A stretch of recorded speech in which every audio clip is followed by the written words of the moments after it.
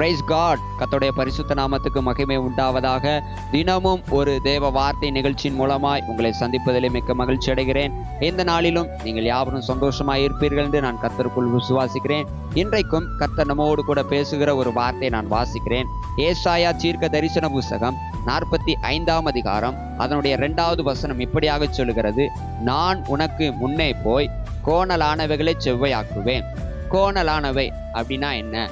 உடைக்கப்பட்ட, உருக்குலைந்த, கரடு முரடான, பாதைகள் அற்ற ஒரு சூழ்நிலை.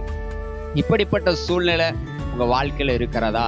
என் வாழ்க்கையில கரடு முரடான, முட்கள் நிறைந்த அப்படின்னா காட்டுல உள்ள முட்கள் இல்லை, கண்ணீர், கவலை, கஷ்டம், துக்கம், துயரம், இப்படிப்பட்ட சூழ்நிலையில நான் பாதிக்கப்பட்டு யாராவது எனக்கு உதவுவார் இல்லாம தவித்து கொண்டு இருக்கிறேன், யார் எனக்கு உதவி செய்வான் என்கிற ஒரு சூழ்நிலையில இருக்கிறீங்களா? கர்த்தர் உங்களோடு பேசுகிறார்.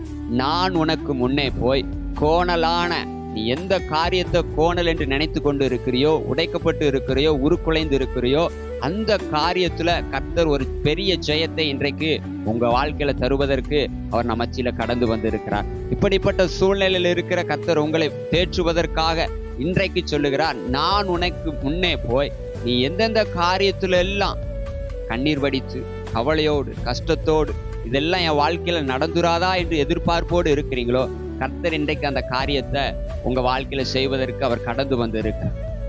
சோர்வோடு இருக்கீங்களா? கண்ணீரோடு இருக்கீங்களா? கர்த்தர் உங்களுடைய கண்ணீரை மாற்றுவதற்காக உங்க கோணலான எல்லா பாதைகளையும் அவர் செவ்வையாக்கி, சரியாக்கி, அவர் நேர்ச்சியாய் நடத்துகிற நல்ல தேவனாய் இருக்கிறார். ஆகையினால் எதை குறித்து கலங்காதீங்க. இன்றைக்கான நாள் எனக்கு எப்படி இருக்கும்? இன்றைக்கு என் வாழ்க்கையில ஒரு அற்புதம் நடந்துராதா? ஒரு அதிசயத்தை நான் பார்த்துட மாட்டேனா என்று எதிர்பார்த்து இருக்கிற உங்களுக்கு கர்த்தர் சொல்லுகிறார், நான் உனக்கு முன்னே போய் எல்லாவற்றையும் வாய்க்க பண்ணுவேன் என்று கர்த்தர் சொல்கிறார். ஆகையால் சோர்வோடு இருக்காதீங்க. தைரியமாய் கர்த்தர் உங்களுக்கு முன்பதாக போய் கொண்டு இருக்கிறார். நீங்க தைரியமா கடந்து போங்க. இந்த நாளில கர்த்தர் உங்களுக்கு பெரிய காரியங்களை செய்து பெரிய ஆசீர்வாதத்தோடு நடத்துவார். God bless you. Have a blessed day.